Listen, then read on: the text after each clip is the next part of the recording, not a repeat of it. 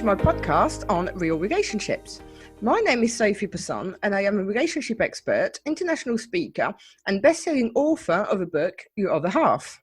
I decided to start this podcast because, in my opinion, relationships are currently not being portrayed as what they really are.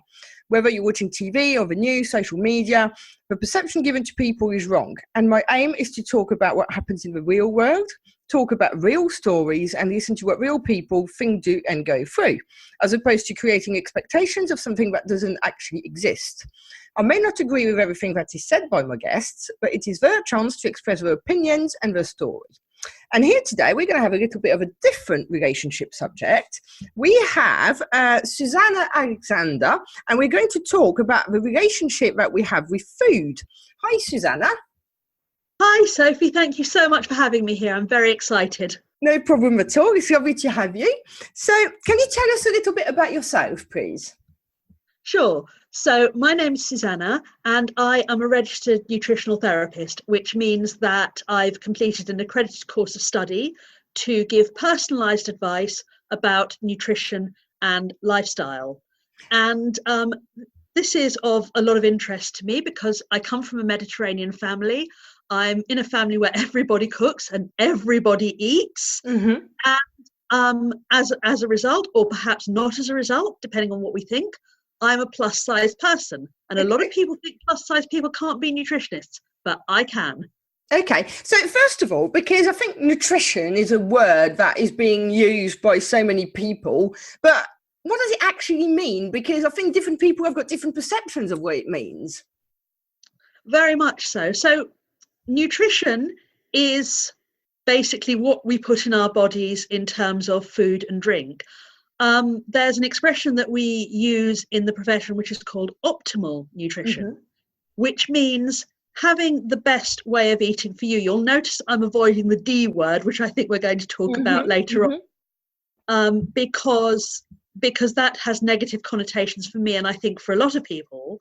And what I want to promote is nutrition as a way of living daily and eating daily and enjoying the way that we eat and putting food in our mouths that suits anybody best. So what may be the best way of eating for me may not be the ideal way of eating for you. Everybody's different, and I think it's really important to celebrate difference. Yeah, and I think that, it's such a massive subject because just on what you've said here, I could go on about 5 or 6 different tangents. I think the first one I go on is what you said about the plus size thing. So tell us a bit more, because so many people, as you say, think that to be a nutritionist, you've got to be really slim. And actually, the relationship with food is not so much about what you look like. It's about whether it's a healthy relationship or not, isn't it? That's it. And I think our relationship with food, apart from our relationship with our mothers, is the longest relationship we'll ever have. Mm-hmm. Because one of the first things that we need to do when we're born is to eat, to nourish ourselves. And it's a thing that we continually do throughout our lives. So it's one of the most important and long-lasting and meaningful relationships that anybody will ever have. And one of the things that I'm very much into and very much promoting now that I've sort of found my voice within the nutrition world, because I think for a long time I was very diffident because I was plus size and because some people had negative associations with that. I was kind of diffident about expressing myself. And I thought, as you've expressed, that until I was not a plus size, it was not okay for me to say stuff about nutrition. But actually, that's not true. And one of the things I very much want to say is that healthy looks different for different people.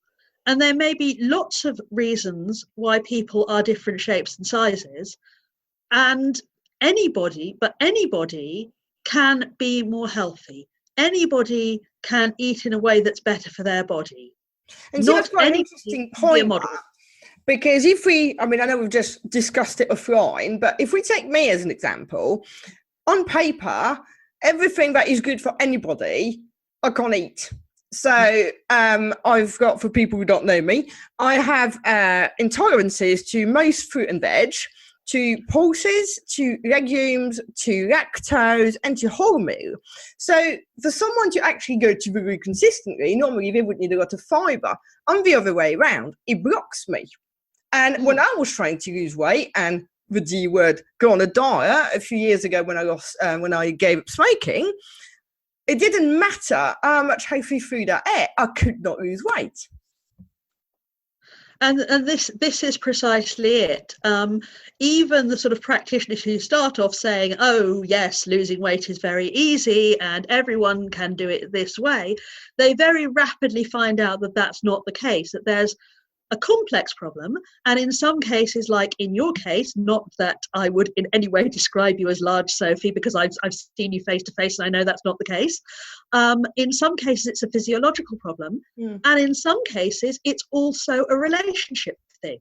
It comes right back to that relationship, and it comes right back to the emotions that we associate with food. And in fact, I remember when I was doing my training, in one of our sessions, our supervisor asked us to name all the possible emotions that we've ever associated with food.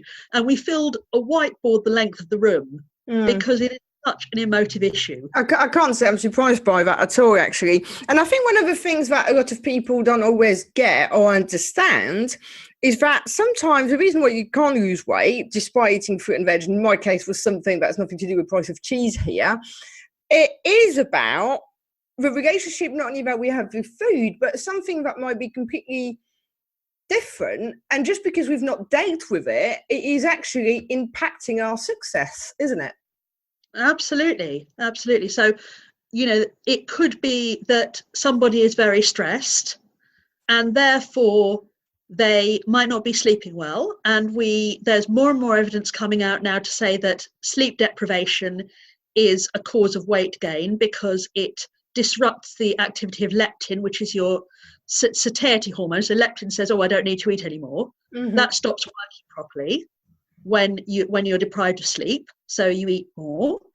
And also you may be comfort eating to fill an emotional hole. So if there's a problem in one of your emotional relationships or in your emotional state, or if you've got very bad workplace stress, then that can impact on your eating habits as well. And I think a lot of people do actually either, I would say, comfort eat or comfort drink at times. And that's it. I think people forget that alcohol can cause weight gain as well. Or, because I've seen it with some people go, no, coffee, stopping at the coffee shop and just grabbing a latte 3 times a day is not actually helpful either. And it is, a way, because the particular friend I'm thinking of, he doesn't really drink, it's not his thing, but he certainly makes up for it in lattes. Yeah, and the thing with coffee, first of all, people don't realise just how much sugar there is in the milk. Latte is quite a milk-heavy product. And secondly, if you're doing a lot of stimulants like coffees, and particularly if you're doing them, if you're rushing to work, you've had absolutely nothing in your stomach and you grab a big latte, then it's going to affect your blood sugar balance. And that means eventually you're going to have an energy slump, and eventually it's going to make you moody, and eventually it's going to make you hungry. And that depends on people's physiology. Some people have a much higher tolerance. My mum's got an incredible tolerance for caffeine. I've got no tolerance whatsoever. So again, it's a very individual thing. But yes, people who think that they can get by the whole day on coffee, probably not. It's not going to benefit you long term. It's going to make you very stressed and wired. It's going to give you peaks and troughs. And I think one of the biggest things I see in my clients, regardless of whether they drink coffee, is an imbalance in blood sugar. Right. And that can very often affect relationships, mood, weight, energy, all kinds of things. And that's one of the biggest things that I help people with, because very often when you regulate that, you regulate a whole load of other problems, and people see a really big improvement very quickly. So tell us a bit more about what you do, because let's say, someone is listening to this and they're just thinking, okay, well, I'm struggling a bit with losing weight and stuff. So how would you address someone coming to see you?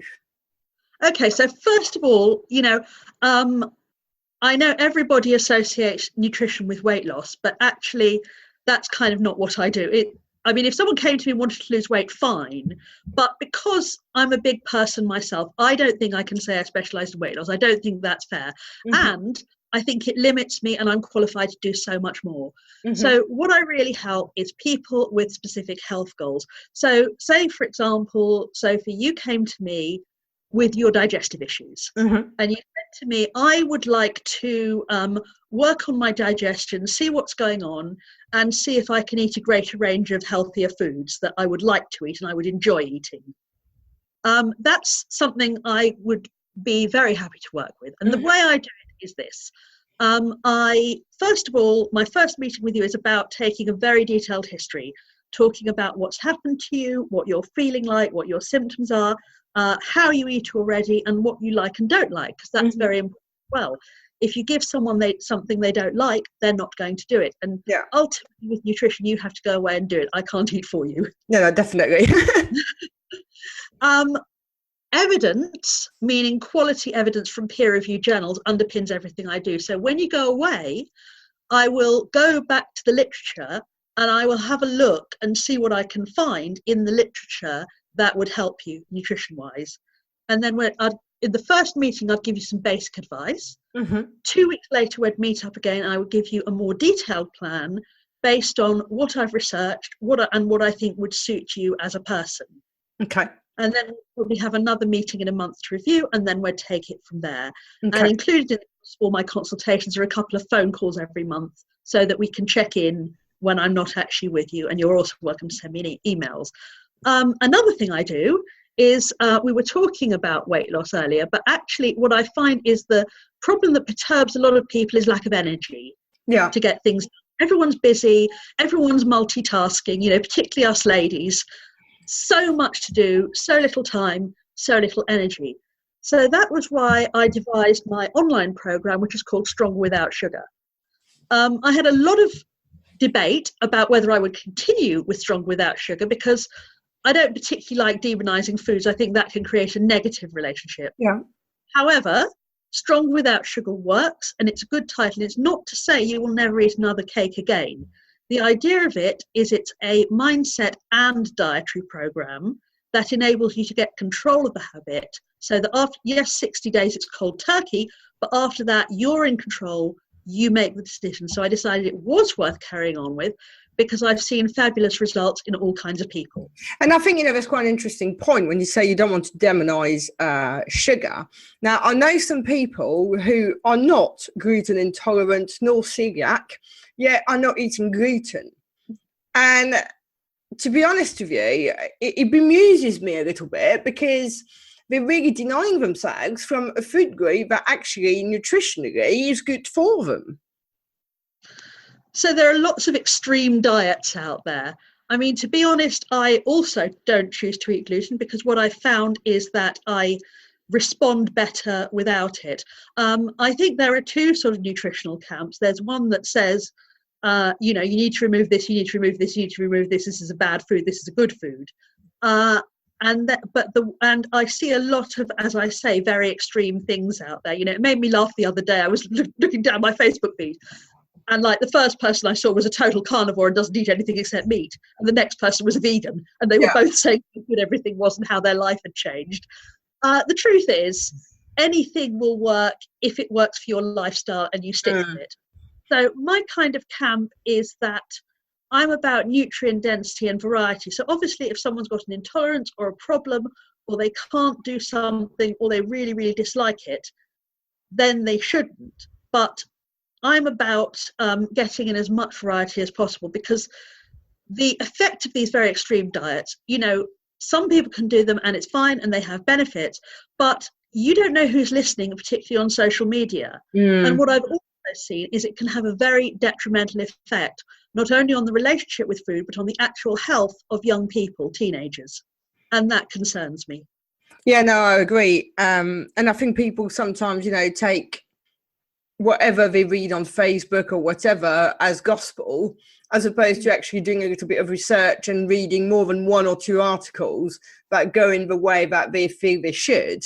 And talking of this, obviously, yo-yo dieting, a lot of people say that if you diet some more and then diet again, you end up fatter than you've ever been anyway.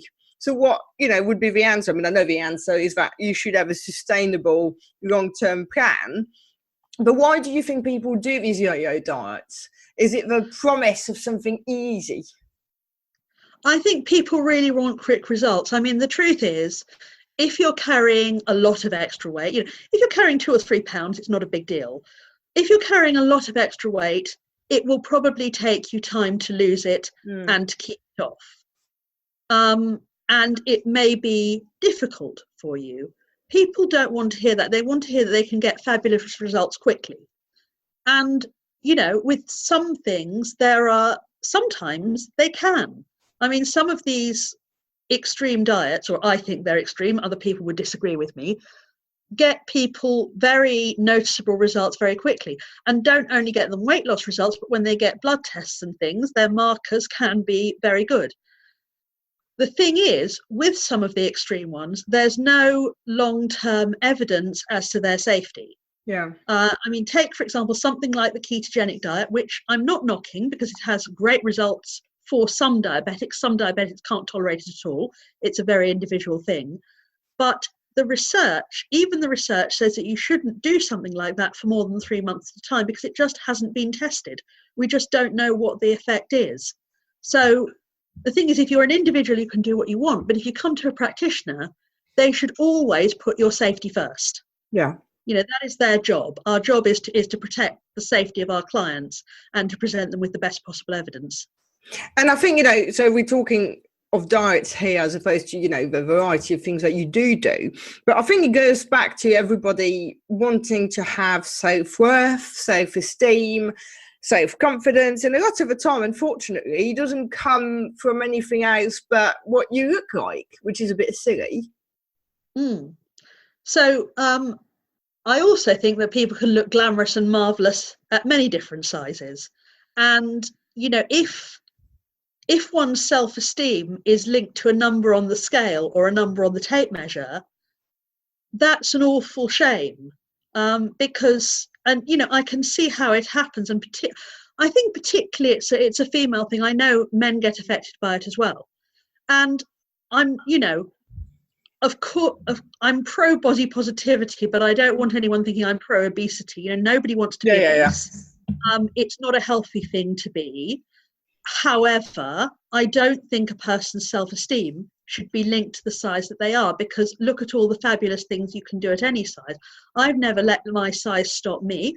I never let my size stop me being a performer. I've never let my size stop me getting a first-class honours degree at university.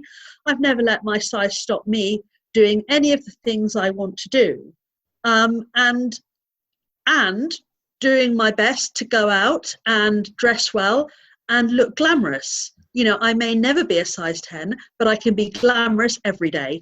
Mm-hmm. And I think, it's a fair point. And it's also sometimes, and I guess maybe with age, as we age, we become more comfortable in ourselves. So all of a sudden, if you're not in my particular case, I used to be tiny when I was younger, and I'm definitely not that at the moment, but I'm more probably comfortable as I am, despite the fact I'd like to lose a few pounds, now than I was when I was younger.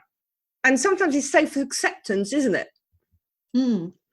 I think that's it. I think there's an awful lot of pressure on young people for many, many things. They've got to be thin, they've got to be cool, they've got to like a particular kind of music, they've got to, get particular grades in school. It's a very, very stressful time to be young. And I think that one of the processes of growing up is being able to let go of that a little bit. I do think what's very difficult for people, and it may be something that happens to people as they grow older, is that they change from what they were. So you were saying you used to be very slim and now you've put on a few pounds.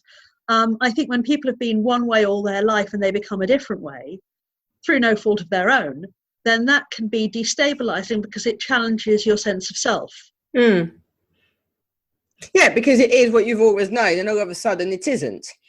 I mean, in my particular case, it was a medical thing, and yet, whilst I'm accepting of it, I'm not necessarily 100% happy with it either. But I think, we go back to what we were discussing earlier, which is that the relationship that we have with food is a direct reflection of a relationship that we have with ourselves. Exactly. And I think, I think a lot of people confuse body positivity with, it's okay to be fat. Yeah. It is okay to be fat, but from a health point of view, of course, it's not.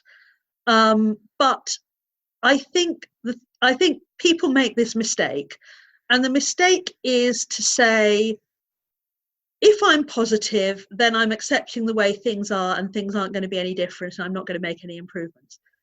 Actually, the reason I think this is a fundamental mistake is we can always improve.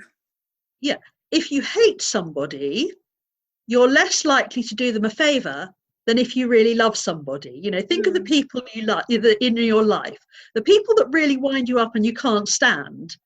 You don't really want to do them favors when they come knocking.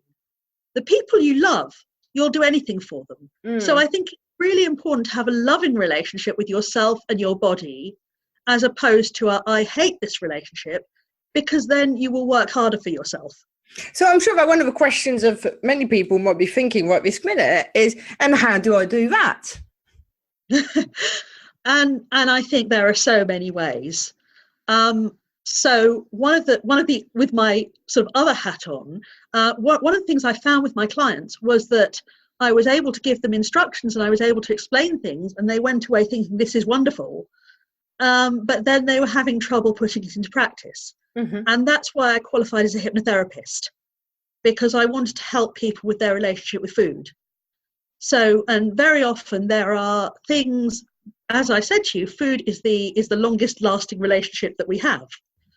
And there may be things that happen very early on in your life that are affecting that relationship, and try as you might, that doesn't seem to, you can't with your rational brain put that in a good place for yourself and get acceptance of it and move forwards. So, for example, I had a client a while back who was a very, very fit lady. She's in her 60s, but she was, working out 3-4 times a week. And she was actually referred to me by her physio, who said, I'm not sure that her diet is good enough to support the amount of working out she's doing. So we worked on the diet, and she was very happy with the recommendations I gave her, and she put them into practice. And she said, but Susanna, it's really annoying me because I love what you're doing, but I can't get rid of my biscuit habit. Yeah. And I don't know why. I want to eat healthily. I get what you're saying, but I cannot shift my biscuit habit. So we did some hypnosis with her, and we took her back to why she had that biscuit habit. And we changed the emotion that was associated with that habit. And in changing that, we could change the behavior. Yeah, no, I completely get that. And one of the things I wanted to talk about a little bit is control. Because one way or the other, control is a massive thing, isn't it? Definitely. Yeah. We talk about, portion control and calorie control. Personally, I have a lot of problem with that. I don't know if you've come across Gretchen Rubin's 4 tendencies. I'm definitely a rebel. So if someone says, control your portions, control your calories, then I'm out of the window. It's not for me. For some people it works, but I don't knock anything, because as I say to you, if you have a model that works for you and that gives you success and that is safe and effective, then go for it, because the one that works is the other side of control. And I'm thinking here eating disorders, where they become so controlling that it's dangerous to the health. Exactly, yes. And as you say, the kind of disordered eating, anorexia, bulimia thing that we see so much in our young people is very much an issue of control. I had a client who was going that way, a young woman, very clever, very balanced young woman on the surface, but she absolutely kind of wanted to have no carbohydrates in her life. She wanted to have that much control.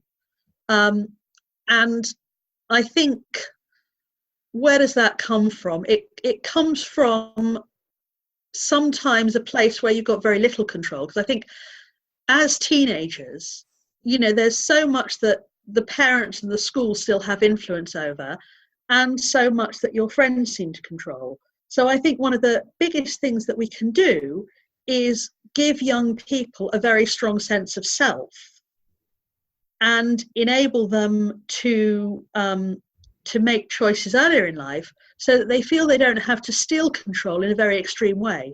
And in a funny kind of way, I know you've mentioned that, but I've also seen when people split up, and this is not normally the person who is leaving the relationship, the person who's being left.